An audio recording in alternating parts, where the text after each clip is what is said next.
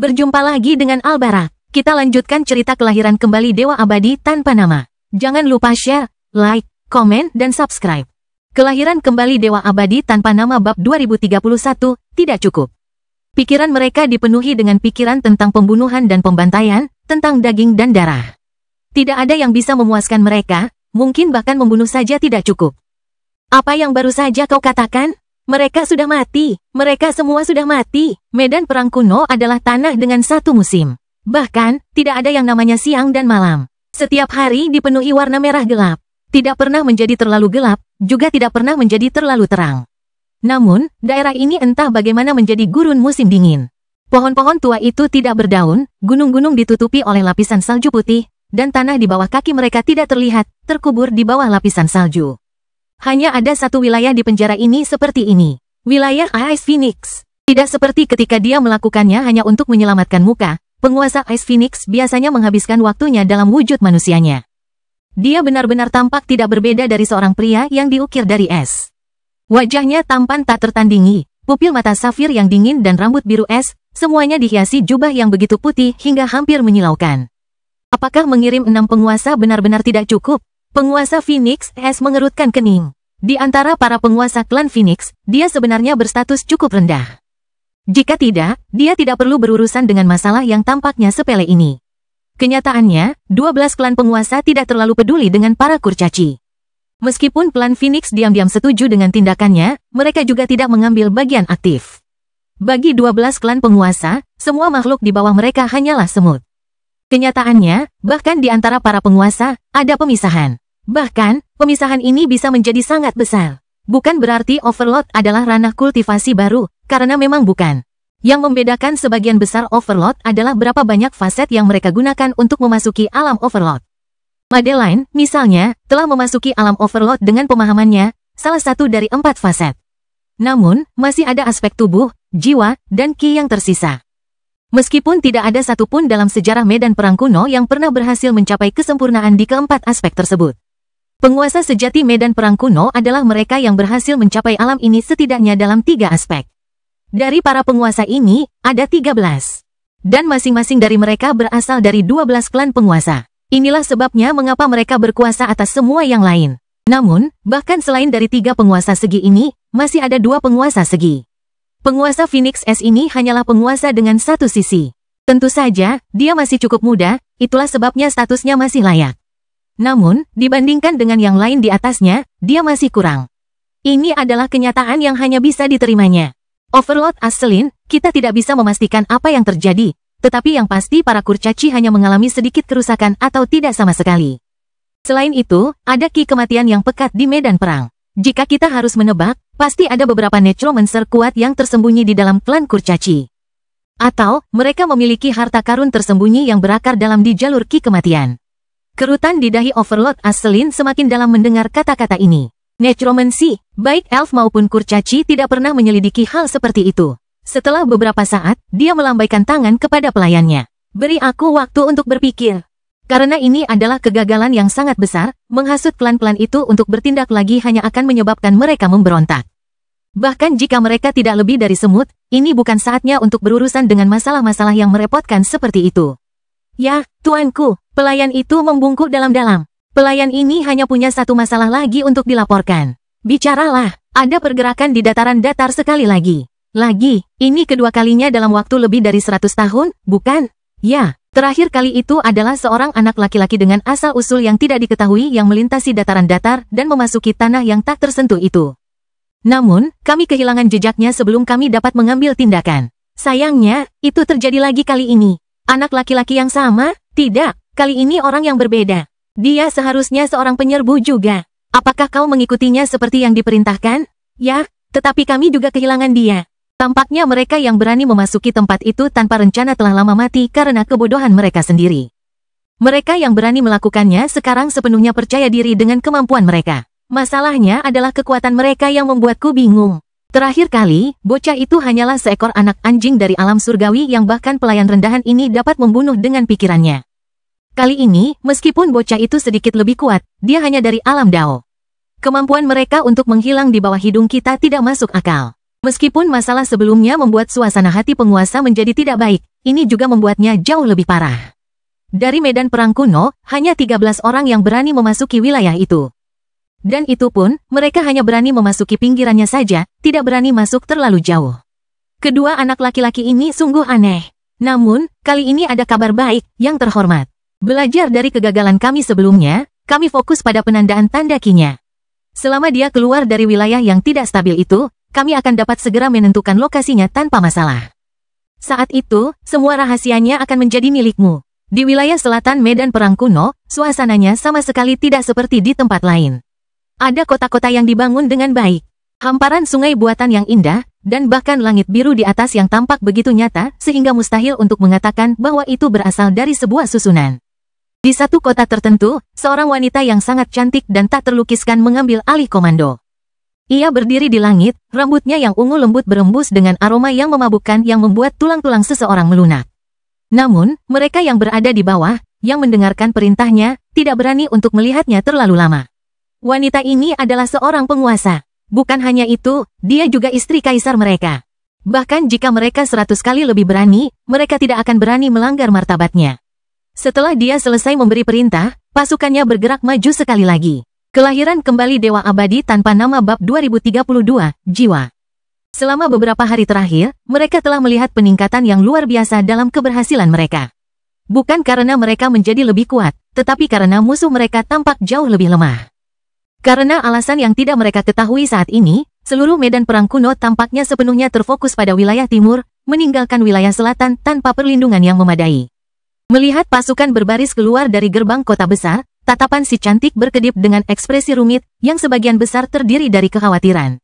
Saat itulah fluktuasi ruang yang tiba-tiba menarik perhatiannya ke punggungnya, tetapi dia segera ditelan oleh lengan yang kuat dan ditarik masuk. Tak seorang pun di bawah yang tampaknya menyaksikan hilangnya ratu mereka. Namun, si cantik tidak panik. Ia mendapati dirinya dalam pelukan yang sudah dikenalnya, kepalanya terbenam dalam di dada si pelaku. Ia bisa mendengar detak jantungnya yang tidak teratur dan bisa merasakan kehangatan dan kemarahannya. Dion, apa yang terjadi padamu? Tanyanya lembut. Kata-kata apapun yang ingin diucapkannya untuk menjawab pertanyaan ini tertahan oleh bibirnya yang terasa sesak. Anggota tubuhnya langsung lemas, seluruh berat tubuhnya jatuh ke pelukan Dion. Dadanya yang besar menempel pada tubuhnya yang kekar, perut bawahnya memanas saat batang besi yang terus membesar menekan tubuhnya dengan semakin kuat.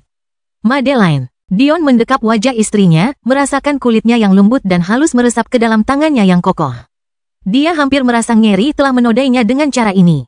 Jangan pernah tinggalkan aku, oke? Jantung Madeline bergetar mendengar kata-kata ini, matanya tanpa sengaja mengeluarkan air mata yang tak terkendali. Tangan kecilnya menggenggam erat tangan Dion, api menyala dalam tatapannya yang tidak perlu diungkapkan dengan kata-kata. Apa yang telah terjadi? Dion mulai perlahan menjelaskan apa yang telah terjadi selama beberapa minggu terakhir. Apakah Ri dalam bahaya? Tanya Madeline dengan khawatir. Aku tidak tahu apa motif pohon dunia. Aku bahkan tidak yakin apakah dia penyebab utama di balik semua hal ini. Motifnya benar-benar terlalu samar. Madeline menggigit bibir bawahnya. Saat ini, sebagian besar kekuatan adik perempuan Ri bergantung pada pohon dunia dan para perinya. Jika dia tiba-tiba kehilangan mereka di saat yang tidak tepat. Sekarang kita bisa membayangkan dari mana kemarahan Dion bermula. Masalahnya adalah dia tidak bisa gegabah berbicara dengan Ri tentang hal ini tanpa memberitahu Ri.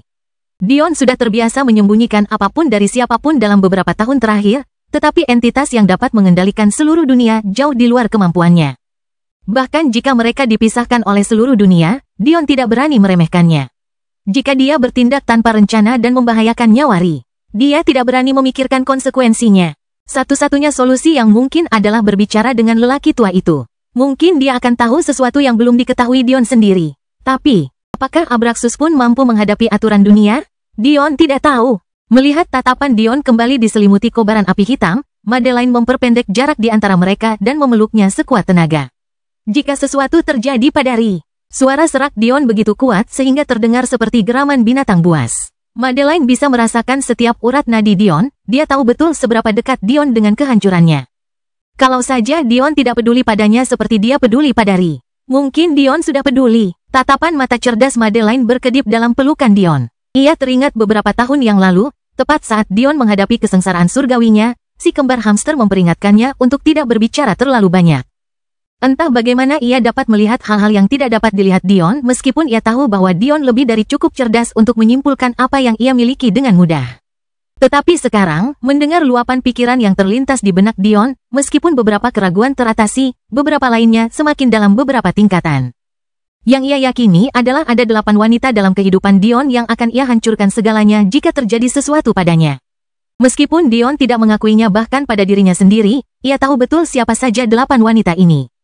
Kalau sesuatu benar-benar terjadi pada Ri, apalagi pohon dunia itu sendiri, Madeline tidak ragu sedikit pun bahwa Dion akan mengubur seluruh dunianya bersamanya.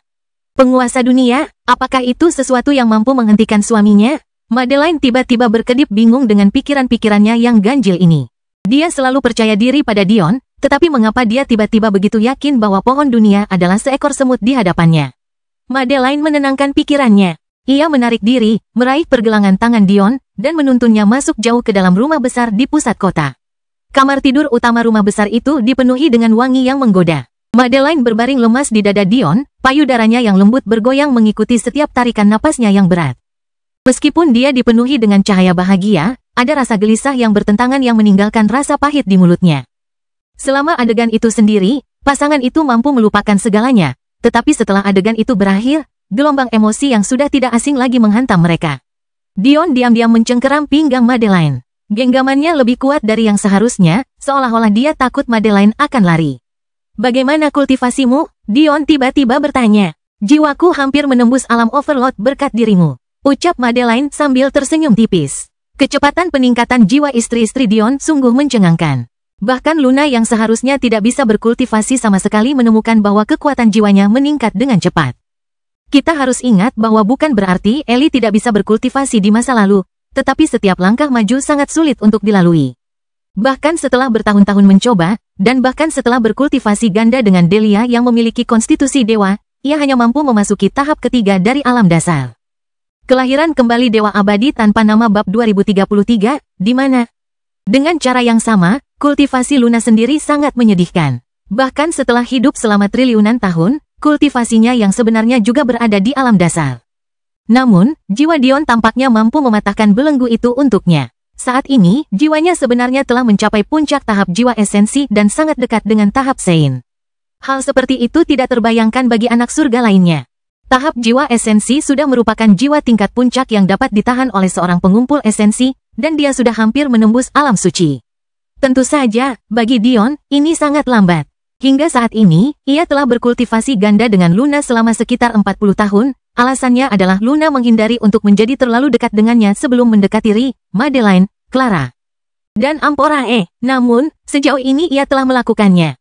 Sebagai konteks, Dion yang memasuki dunia persilatan sendirian tanpa dukungan atau sumber daya nyata, memasuki Saint Soul Stage hanya dalam waktu sekitar 1 atau 2 tahun. Bahkan istri-istrinya yang memiliki kecepatan lebih lambat darinya mencapai level itu dalam waktu kurang dari 5 tahun.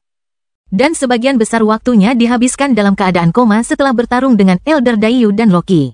Namun, Luna belum mencapai tahap itu bahkan setelah 40 tahun.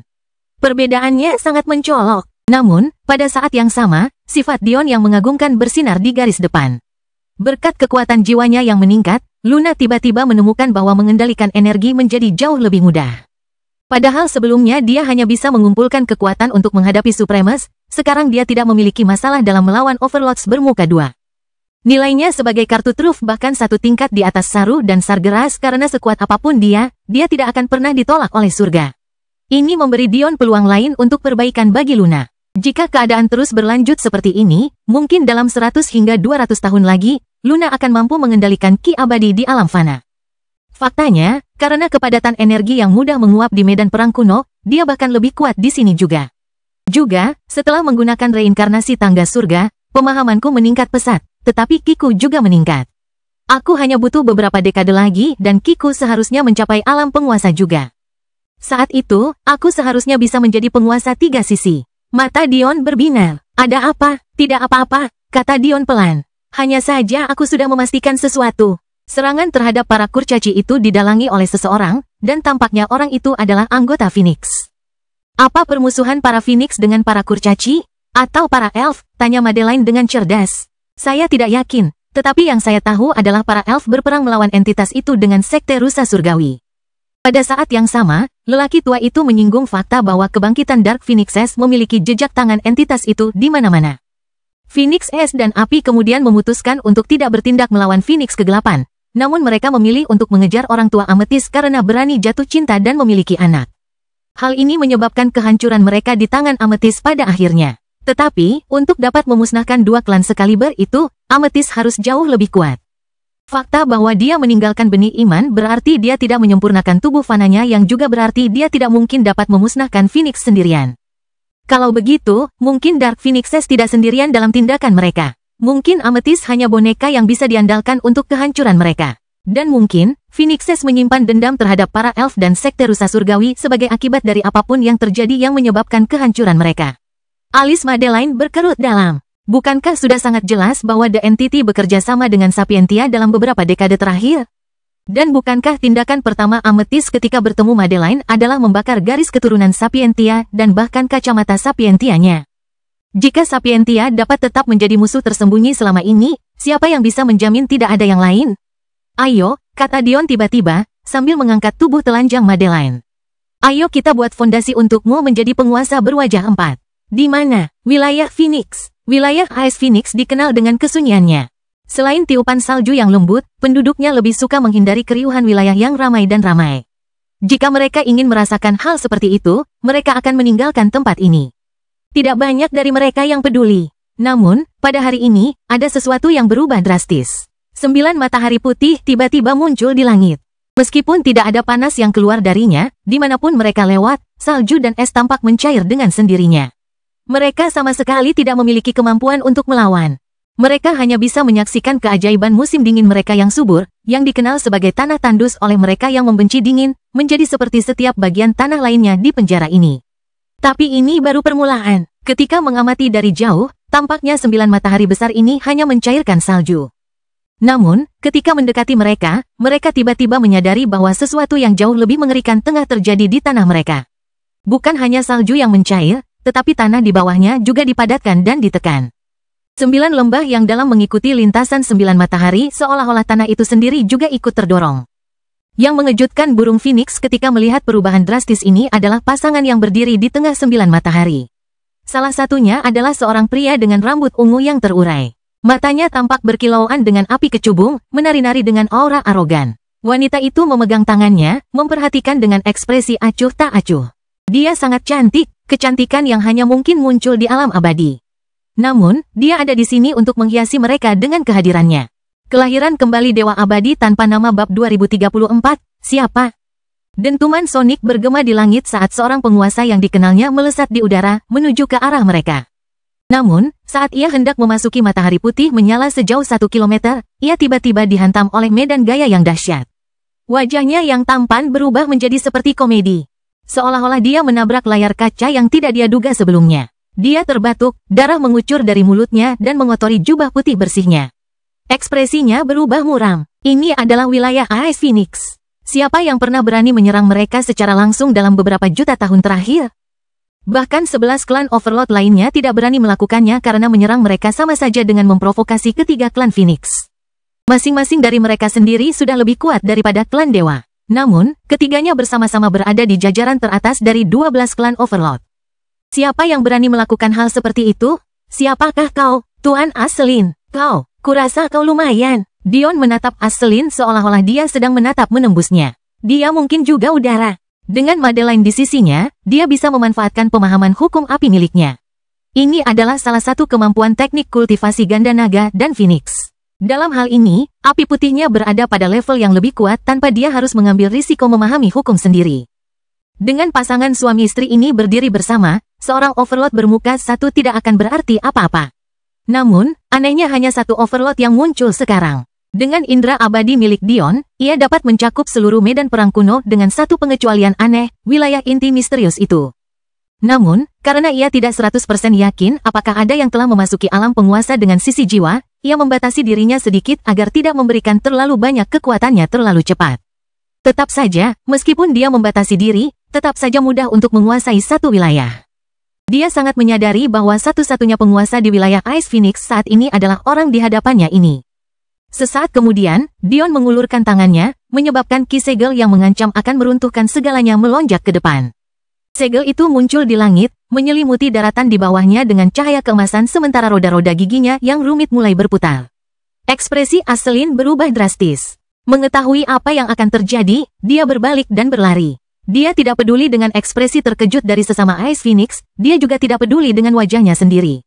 Jika dia tidak pergi sekarang, dia akan menghadapi nasib yang jauh lebih buruk daripada kematian. Namun, apakah Dion benar-benar memberinya kesempatan? Dengan jentikan jarinya, dunia berubah.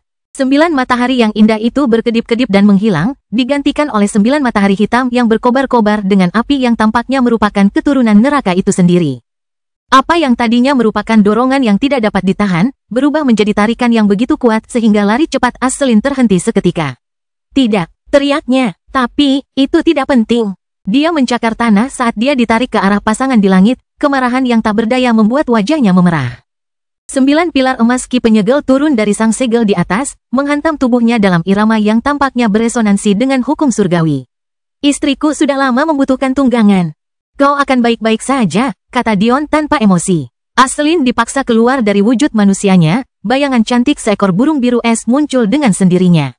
Beranikah kau melakukan ini padaku? Raungan mengguncang lanskap yang tadinya dingin, tetapi segera diikuti oleh teriakan kesakitan.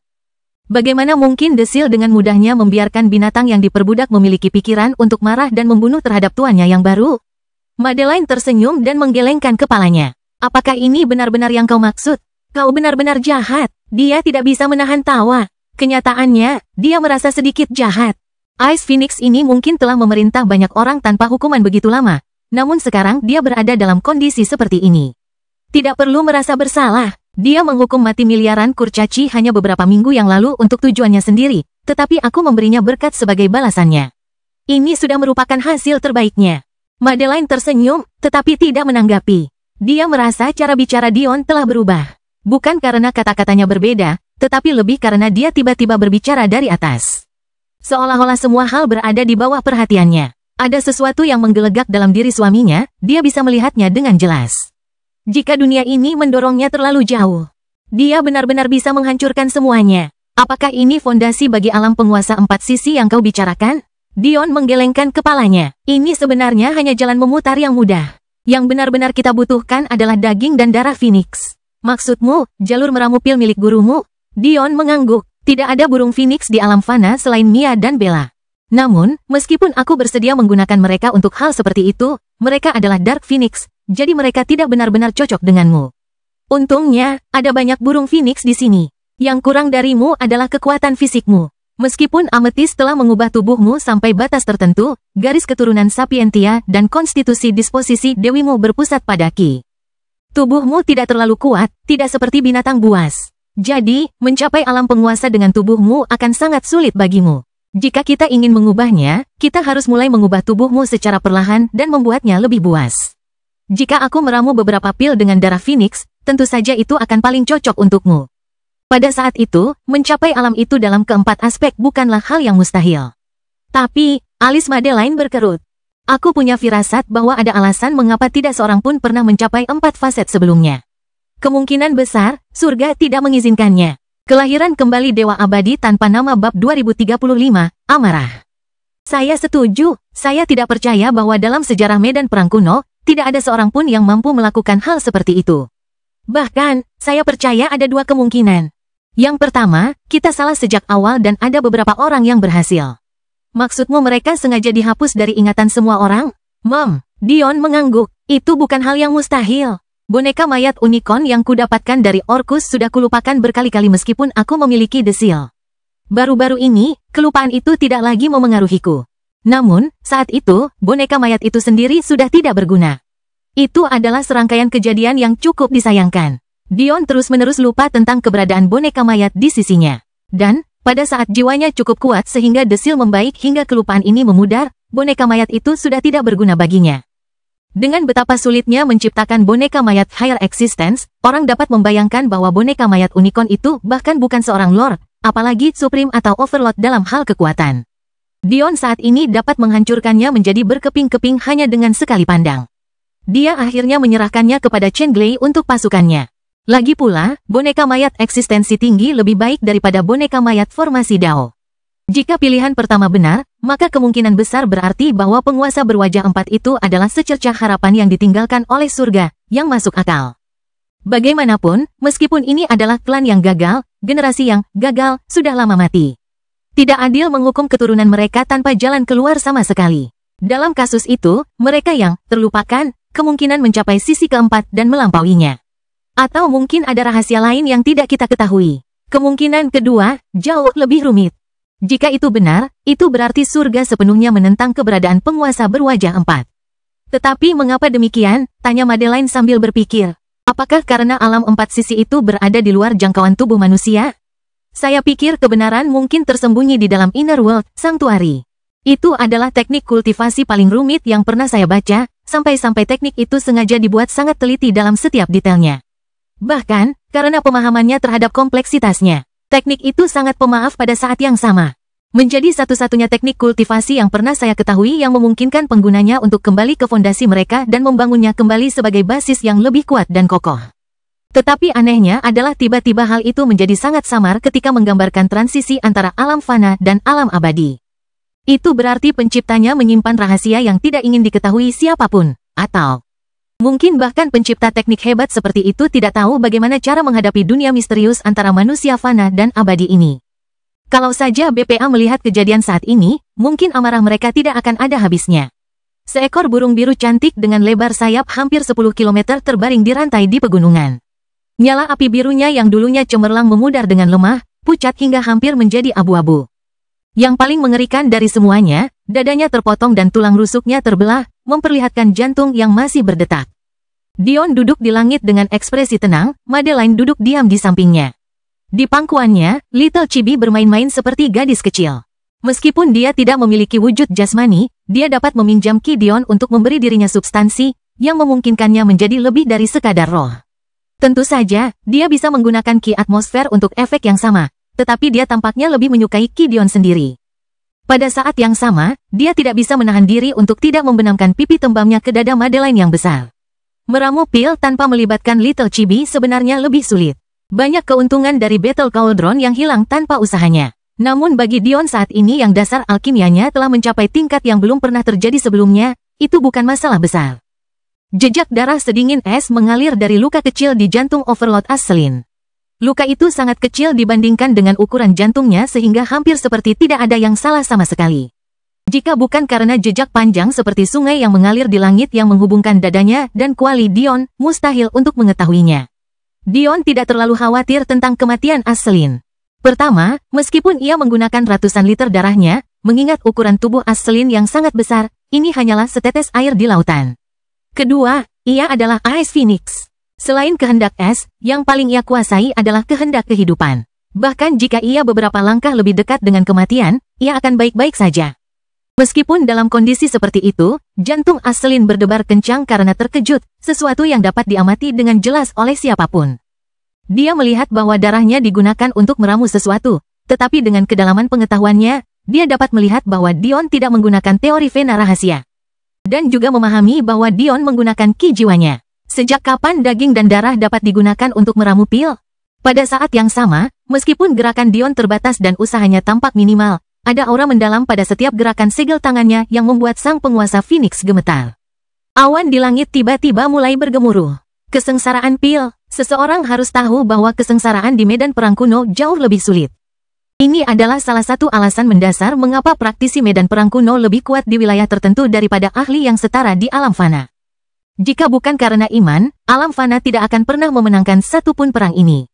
Demikian pula, memanggil malapetaka juga jauh lebih sulit. Tingkat kesempurnaan apa yang mungkin dicapai pil ini untuk memanggil malapetaka bahkan di penjara ini? Madeline mendesah, melingkarkan lengannya di bahu Dion dan bersandar di bahunya saat kuali pertempuran melesat ke langit. Ada apa? Tanya Dion, matanya penuh kasih sayang. Aku cemburu, kata Madeline dengan ekspresi sedikit cemberut. Kelahiran kembali Dewa Abadi tanpa nama bab 2036, istri pertama. Dion terkejut melihat ini. Madeline tidak pernah mengatakan hal seperti itu, bahkan sebagai lelucon. Faktanya, Dion selalu menyalahkan Madeline. Sebagai istri pertamanya, Dion benar-benar berutang terlalu banyak padanya sampai-sampai dia merasa telah memanfaatkannya. Namun, saat dia berkata demikian, Dion merasa dia benar-benar bersungguh-sungguh kali ini. Kamu hanya meramu satu pil, tapi kamu jauh lebih tenang daripada yang pernah aku bantu. Ucapnya lembut. Mendengar kata-kata itu, Dion berkedip kaget sebelum menyadari bahwa Madeline benar. Saat ini, hatinya terasa ringan, yang belum pernah dirasakannya sejak mengetahui kebenaran tentang runtuhnya dunia fana mereka. Dion mendesah, melepaskan lengannya dari genggaman Madeline dan melingkarkannya di pinggangnya. Dia benar-benar tidak tahu bagaimana harus menanggapinya. Apakah meramu pil lebih berarti baginya daripada Madeline? Sama sekali tidak. Jika ia harus memilih antara tidak pernah mempraktikkan alkimia lagi dan istrinya, ia bahkan tidak perlu memikirkannya. Namun, dia tidak punya penjelasan yang bagus untuk dirinya sendiri. Dia tidak tahu apa yang membuat dia merasa begitu tenang dalam ilmu alkimia. Kau tidak perlu merasa bersalah.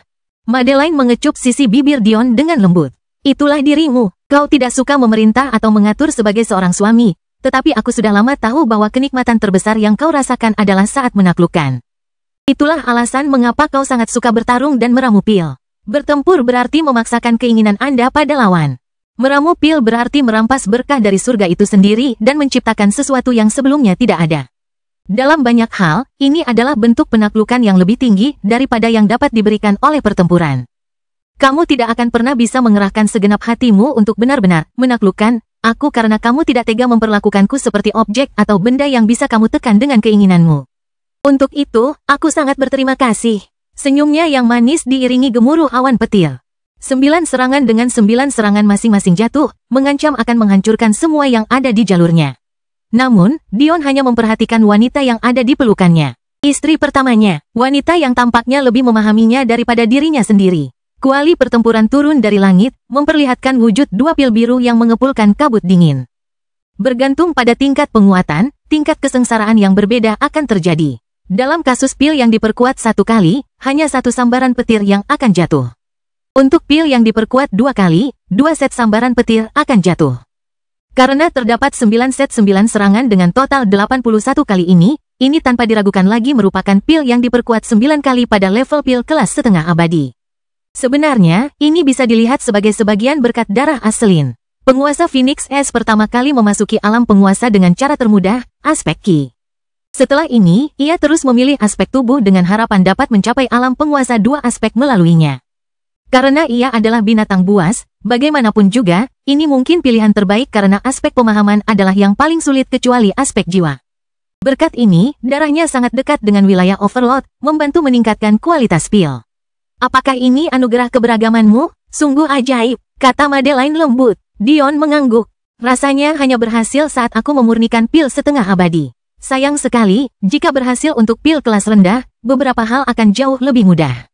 Mungkin karena pil dengan kualitas lebih rendah tidak mampu berkomunikasi dengan dao surgawi pada tingkat yang sama, jadi mustahil untuk membangkitkan endowment melalui pil tersebut.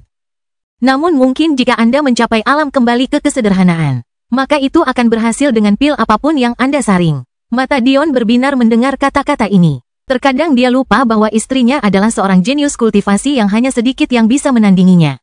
Namun nasihatnya membuat hal ini jelas dan nyata baginya sekali lagi.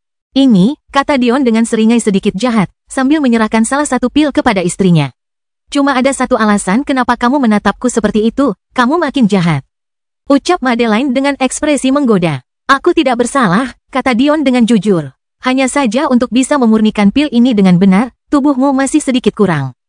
Kau harus menyedot ki vitalku agar berhasil. Kebetulan saja kultivasi ganda adalah metode yang paling efisien. Madeline menggelengkan kepalanya sambil tersenyum puas, lalu tenggelam dalam pelukan Dion saat mereka menghilang dari posisi mereka di langit. Sepertinya pasangan itu benar-benar lupa tentang burung Phoenix S yang dirantai. Saat pasangan suami istri itu menghabiskan saat-saat indah bersama, medan perang kuno kembali menjadi gempar. Terakhir kali, itu adalah para centaur. Namun, ini adalah sesuatu yang masih bisa diabaikan banyak orang. Meskipun sangat mengejutkan bahwa klan yang begitu kuat harus dimusnahkan, mereka tetaplah semut dalam skema besar. Namun sekarang, klan Phoenix yang perkasa benar-benar telah diinjak ekornya. Tidak hanya itu, salah satu penguasa mereka telah hilang. Lebih buruk lagi, penguasa yang hilang ini sebenarnya memiliki peluang besar untuk mencapai sisi kedua. Mengatakan bahwa dia berharga bagi klan Phoenix secara keseluruhan adalah pernyataan yang meremehkan. Namun dia telah pergi begitu saja. Semua yang diketahui oleh klan Phoenix hanyalah wajah pasangan dengan rambut ungu dan dao api yang menindas. Hanya mereka yang selamat dari cobaan itu yang dapat menyampaikannya. Sayangnya, tidak ada satupun yang sesuai dengan deskripsi ini di medan perang kuno. Namun, saat itulah informasi lain dirilis yang mengirimkan gelombang besar ke dalam penjara klan yang gagal. Pasangan itu benar-benar memancarkan tanda ki dari penjajah. Kelahiran kembali Dewa Abadi tanpa nama bab 2037, Kaisar Naga. Tiba-tiba, wacana di medan perang kuno berubah total. Ini seharusnya menjadi kesempatan mereka untuk meninggalkan penjara ini, untuk memasuki dunia fana sekali lagi. Namun, seiring berjalannya waktu, semakin banyak monster dunia fana bermunculan. Bukankah seharusnya mudah bagi mereka kali ini? Kita harus memahami bahwa para tawanan medan perang kuno tidak bisa begitu saja menyelinap pergi saat fase kedua dimulai dan mencari tanah kecil untuk mereka tinggali dengan damai. Jika ini memungkinkan, berapa banyak yang akan benar-benar bertarung? Jika seseorang tidak mengklaim suatu wilayah selama fase kedua sebagai mantan tahanan, setelah fase kedua berakhir, Anda akan ditolak dengan keras oleh surga, dan satu-satunya hasil yang tersisa adalah kematian. Namun, seberapa sulitkah menemukan roh alam semesta? Hampir mustahil tanpa ribuan tahun penelitian dan perhitungan. Tidak semua orang seperti Dion dan memiliki indera abadi yang mampu menyelimuti alam semesta. Apa maksudnya? Satu-satunya cara untuk berhasil adalah dengan memanfaatkan aturan fase kedua untuk keuntungan Anda dan mengalahkan klan atau sekte yang berkuasa. Karena aturan khusus yang berlaku untuk periode ini, kepemilikan roh alam semesta akan secara otomatis dialihkan. Apa gunanya mengatakan semua ini? Maksudnya adalah jika musuh yang mereka kira mudah dikalahkan tiba-tiba menjadi sangat misterius dan kuat. Bagaimana mereka berani dengan mudah turun ke fase kedua? Begitu mereka memilih untuk turun, tidak ada jalan kembali. Pilihannya adalah meraih kemenangan, atau mereka akan mati dengan mengerikan. Untuk pertama kalinya, kepanikan melanda medan perang kuno, bahkan merayap ke dalam 12 klan penguasa dan mencapai telinga 13 penguasa tiga sisi. Sayangnya, berita buruk terus membanjiri. Pertama, ia adalah peri berambut biru. Kemudian, manusia berdarah Phoenix berambut ungu. Kemudian, ia menjadi kitsune berekor 9. Kemudian, malaikat berambut merah dan bersayap merah. Para jenius yang levelnya jauh melampaui apa yang dapat dibayangkan oleh medan perang kuno muncul satu demi satu, menjerumuskan mereka ke dalam kekacauan. Bahkan belum 5 tahun berjalan di fase pertama, lebih dari setengah klan teratas di bawah 12 klan penguasa telah musnah sepenuhnya.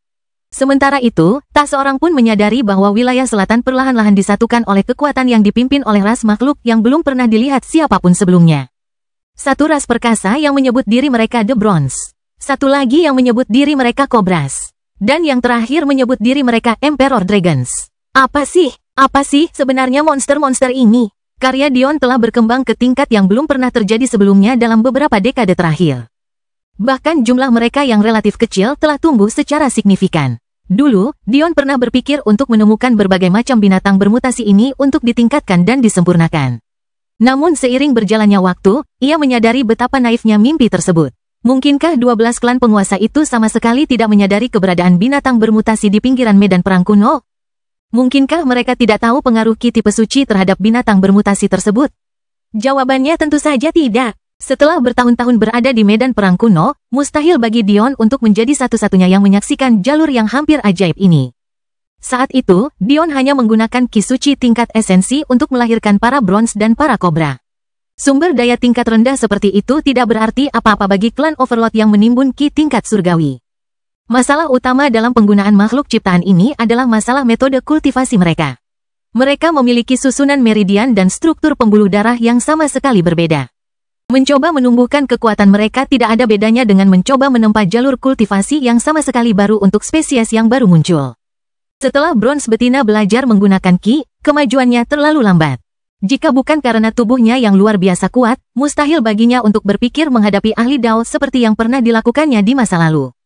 Dengan semua orang di medan perang kuno begitu fokus pada peningkatan kekuatan mereka sendiri, bagaimana mereka bisa punya waktu untuk mengukir jalur kultivasi baru? Hanya untuk beberapa binatang buas tambahan yang mungkin tidak akan pernah mencapai ketinggian yang mereka harapkan? Jika Dion jujur saja, eksperimen semacam ini adalah bagian dari alasan lambatnya kemajuannya dalam menaklukkan wilayah selatan. Tentu saja, bagian lain yang lebih besar dari masalah ini adalah fakta bahwa klan dewa juga berlokasi di wilayah ini. Selain itu, sebagian besar wilayah itu dikuasai oleh 3 dari 12 klan penguasa. Itu bukanlah sesuatu yang bisa ditaklukkan begitu saja olehnya di masa lalu. Justru karena dia tahu hal ini, Dion menginvestasikan waktunya untuk perlahan-lahan membesarkan para Bronze dan Cobra ini. Dia melihat potensi dalam diri mereka dan dia memiliki akses ke keterampilan yang bahkan tidak dimiliki oleh 12 klan Overlord.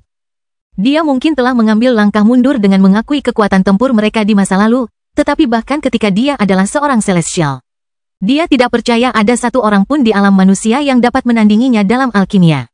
Pada saat ini, satu suku lagi tengah diteror oleh para Bronze. Masing-masing dari mereka memancarkan aura kuno yang tampaknya tidak ada bandingannya bahkan dengan binatang buas yang paling mendominasi. Kepala mereka berbentuk seperti kepala banteng, tanduk mereka yang tajam melengkung penuh kebencian. Tubuh mereka ditutupi dari kepala sampai kaki dengan sisik perunggu yang indah, memantulkan cahaya merah yang menyeramkan dari medan perang kuno. Keempat anggota tubuh mereka bergetar dengan kuat, cakar mereka menancap ke tanah kasar seperti yang hanya bisa dilakukan oleh elang.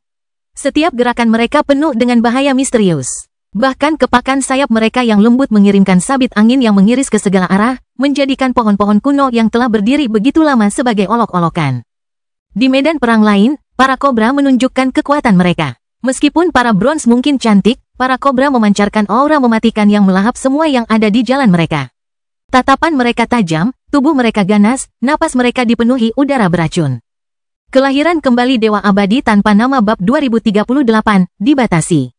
Tubuh bagian bawah mereka yang seperti ular meliuk menjadi ekor kalajengking. Sebuah rangka luar bercangkang hitam mengikuti tubuh mereka yang seperti ular, meliuk menjadi 6 kaki kalajengking yang menjadi pelindung tulang rusuk mereka yang berlapis baja. Tubuh bagian atas mereka membentuk 2 lengan kuat yang dilapisi warna merah muda. Bulu merah, sentuhan sekecil apapun dapat mengiris baja. Kepala mereka yang seperti babi hutan ditutupi oleh rangka luar hitam yang sama, hanya memperlihatkan 2 mata merah tua yang menyeramkan. Tapi apa yang tidak dapat disembunyikan dengan taring hitam panjang mereka, yang dipenuhi lubang yang meneteskan cairan ungu. Saat setiap tetesan jatuh ke tanah, suara mendesis menggerogoti jiwa, masing-masing membakar tanah di bawah kaki mereka dengan aura kematian. Makhluk-makhluk ini telah menjadi mimpi buruk di wilayah selatan. Mereka tampaknya memperlakukan perang seperti permainan, menggunakannya untuk mengasah dan mematangkan kekuatan mereka, tidak peduli dan tidak berperasaan terhadap kehidupan yang mereka tuai. Akan tetapi, kedua spesies binatang ini memiliki saudara ketiga yang lebih menakutkan lagi. Keempat wilayah itu masing-masing dipisahkan oleh pegunungan. Bagi orang awam, ini mungkin menjadi alasan sebenarnya mengapa wilayah-wilayah itu tidak sering berinteraksi. Namun, bagi mereka yang berani mempertaruhkan nyawa, alasan sebenarnya bukanlah sekadar kerugian geologis, melainkan makhluk haus darah yang tidak memperlakukan siapapun sebagai teman. Bagi manusia, mereka dikenal sebagai naga gagal. Mereka tidak secantik atau semegah sebelumnya. Mereka juga tidak berbakat atau sekuat sebelumnya.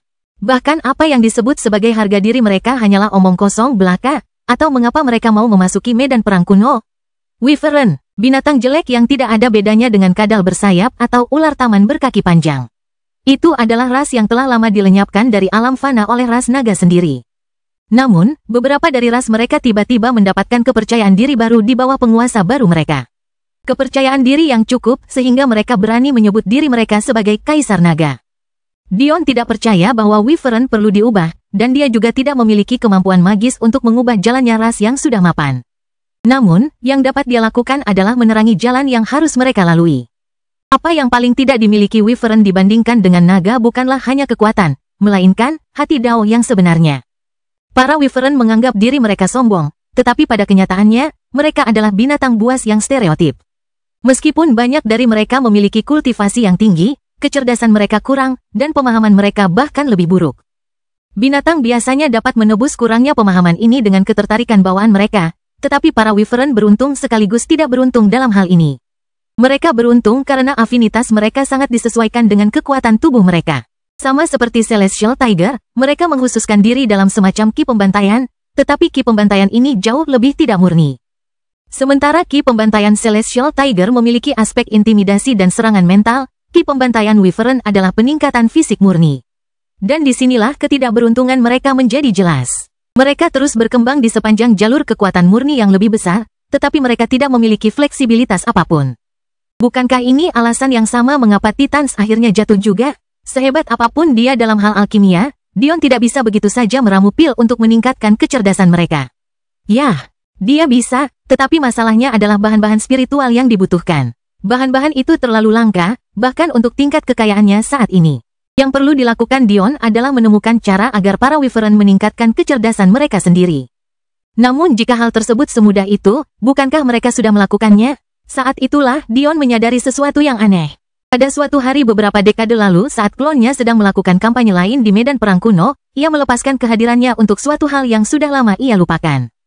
Namun, yang ia ingat dengan sangat jelas dari hari itu adalah bagaimana para Wyvern bereaksi terhadapnya. Dion samar-samar menyadari bahwa darah mereka mulai mendidih, bergetar pada frekuensi yang sangat mirip dengan saat dia melepaskan kehadirannya sendiri. Saat itulah, Dion mendapat pencerahan. Kehadiran, persepsi, itu adalah seni bela diri mistis yang bisa dilepaskan hanya dengan tubuh dan tidak ada yang lain. Faktanya, bahkan ayah Fana Dion sendiri telah memahami kehadiran dan bahkan mungkin persepsi tanpa pernah berlatih satu hari pun dalam hidupnya. Jenis kultivasi Naluria seperti ini, yang mengandalkan alat paling primitif, yaitu tubuh seseorang. Bukankah itu sempurna bagi para Wyvern? Saat itulah Dion menyadari bahwa penilaiannya sebelumnya terhadap para Wyvern terlalu dangkal. Ki pembantaian, mereka sebenarnya bukanlah ki sama sekali, melainkan niat bela diri pembantaian yang diwariskan melalui garis keturunan mereka. Saat mengingat kembali genangan darah klan Pride, Dion tenggelam dalam pikirannya sendiri. Semenjak hari itu, kehadirannya telah berubah menjadi sesuatu yang sama sekali di luar dugaannya. Pertama, hal itu tidak lagi tampak dibatasi oleh kekuatan tubuhnya, meskipun, entah bagaimana, kekuatan tubuhnya masih secara kontradiktif membantu memperkuatnya.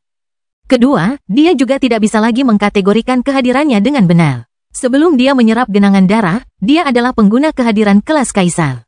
Tapi sekarang, dia tidak tahu di alam mana dia berada. Apakah itu kelas dewa? Dia tidak tahu. Ketiga, dia tidak dapat mendeteksi perubahan ini dalam darahnya sendiri.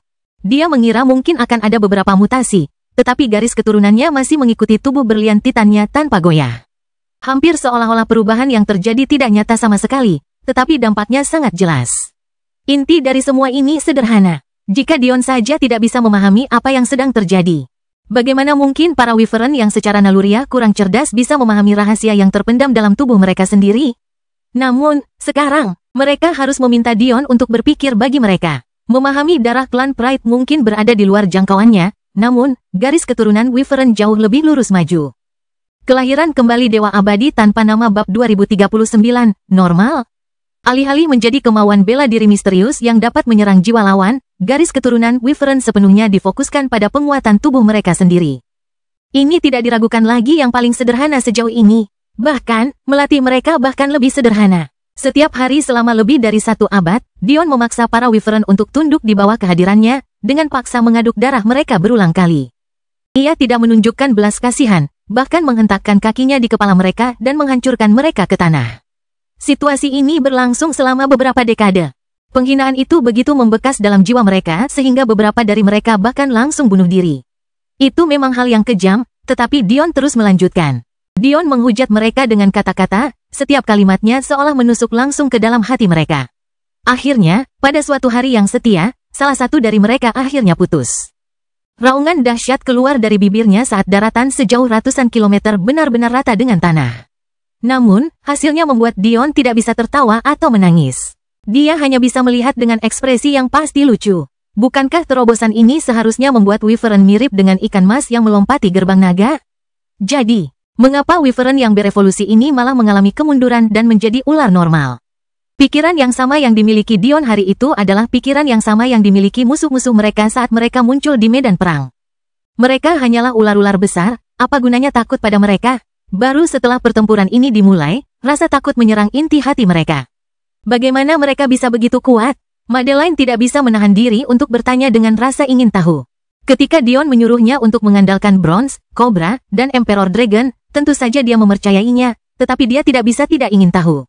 Sudah 5 tahun sejak mereka memasuki medan perang dan Dion menghabiskan waktu ini untuk menimbulkan masalah kemanapun dia pergi.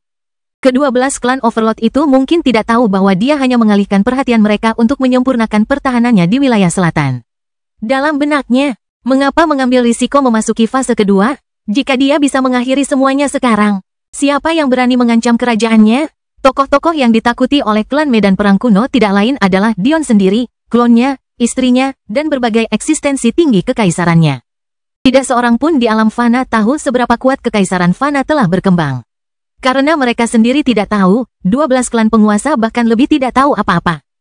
Menimbulkan rasa takut di lubuk hati mereka dengan cara ini adalah taktik pertempuran yang sempurna. Mereka sama sekali tidak punya waktu untuk peduli dengan urusan-urusan biasa di pinggiran wilayah selatan. Ras bronze dan kobra sebenarnya cukup unik. Mereka memiliki DNA dari binatang buas yang tak terhitung jumlahnya yang tersembunyi di dalam diri mereka karena praktik kawin silang mereka yang aneh. Di masa lalu, hal ini menjadi kerugian. Dengan begitu banyak untaian DNA yang bersaing untuk mendominasi, mereka akhirnya menjadi makhluk bermutasi yang tidak memiliki kecerdasan dan tidak dapat memanfaatkan kekuatan mereka secara optimal. Yang dilakukan oleh Ki tipe suci adalah menerangi jalan bagi mereka. Secara alami, ia memiliki kemampuan untuk memperbaiki perang internal antara genom, yang memungkinkan yang paling kuat dalam setiap aspek untuk bersinar. Masalah yang tersisa adalah bahwa sekarang ada spesies yang sama sekali baru tanpa tahu bagaimana cara mengolah dirinya sendiri. Jika bukan karena kebangkitan indera keabadianku, aku tidak akan pernah bisa mengukir jalan bagi mereka. Jadi itulah mengapa mereka begitu kuat. Mereka pada dasarnya adalah chimera yang disempurnakan, gumam Madeline. Tapi Wyvern ini, mereka menjadi ular? Bukankah itu semacam evolusi terbalik? Dion tersenyum pahit. Aku juga berpikir begitu. Momentum terobosan mereka begitu dahsyat, tetapi hasilnya sangat mengecewakan. Namun saat itulah si kembar memberitahuku sesuatu yang membuatku berpikir. Dari mana datangnya legenda ular yang menjadi naga? Mata ungu Madeline berkilat. Ini bukan situasi ayam dan telur. Madeline berkata perlahan. Tidak seorang pun meragukan bahwa ular lebih kuno.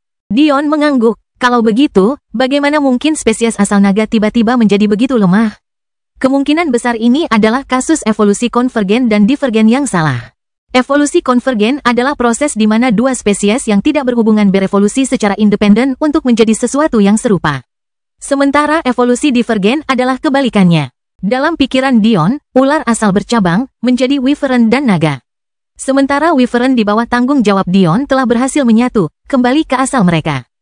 Pada saat yang sama, beberapa spesies yang lebih lemah mengalami evolusi konvergen untuk menjadi ular lemah yang mereka kenal sekarang. Seberapa kuat mereka? Dion tidak yakin. Kekuatan mereka masih kurang jika dibandingkan dengan makhluk tinggi. Paling-paling, mereka sekuat Valen.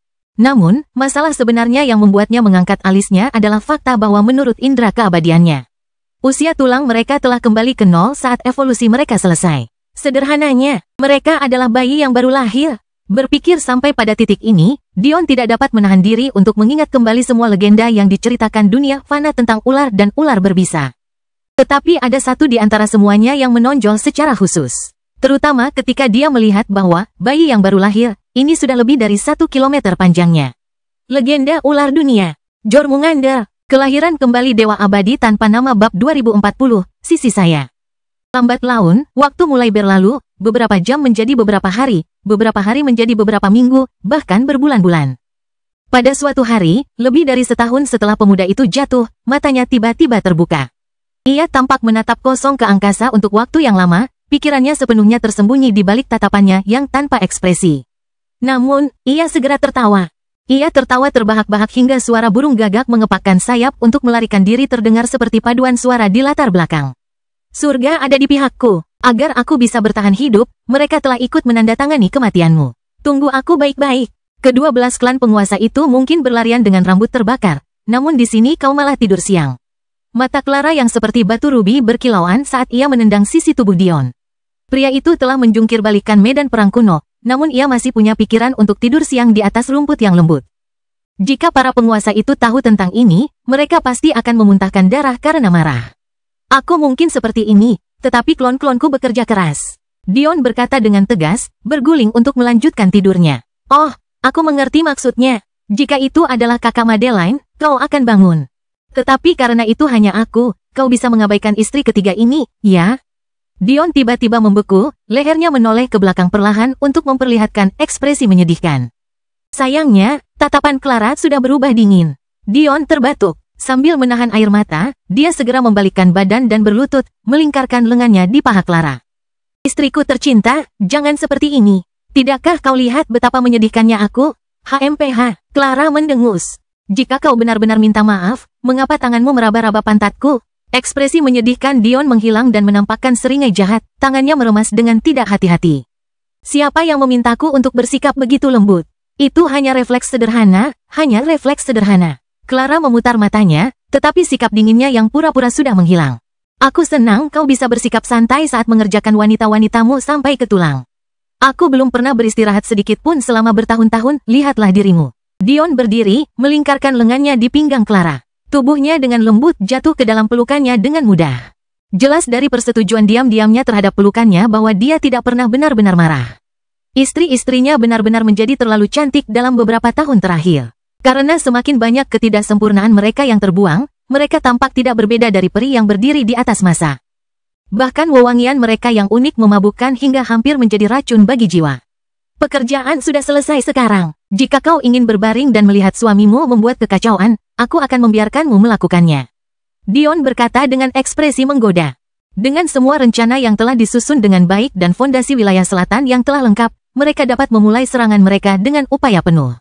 Pasukan mereka akan bergerak sebagai satu kesatuan. Jika Clara benar-benar ingin beristirahat, Dion tidak bercanda, dia tidak akan keberatan Clara menyerahkan sisa beban padanya. Ini adalah istrinya. Meskipun mereka memiliki peringkat dari pertama hingga kelima, dia tidak memisahkan mereka dalam hatinya. Perasaan Clara sama pentingnya baginya seperti perasaan Madeline. Dia akan berusaha keras untuk menyenangkannya. Tentu saja, Clara juga tahu ini, atau dia tidak akan pernah setuju untuk menikahinya sama sekali mengingat kepribadiannya. Aku akan menerima tawaranmu. Clara mengangguk tanpa malu. Aku tidak ingin mengangkat jari lagi. Dia berbicara seolah-olah dia tidak menyadari tangan Dion telah membuka ikat pinggang yang menahan celana kulit lapis baja ketatnya. Kamu harus ikut saja, kata Dion penuh arti. Suamiku, kemana saja kamu selama bertahun-tahun? Aku khawatir padamu. Krisantemum cemberut, ekspresinya dipenuhi dengan keluhan saat dia memegang lengan anak. Dalam beberapa tahun terakhir, mantan dewa sejati anak telah benar-benar mengalami perubahan drastis.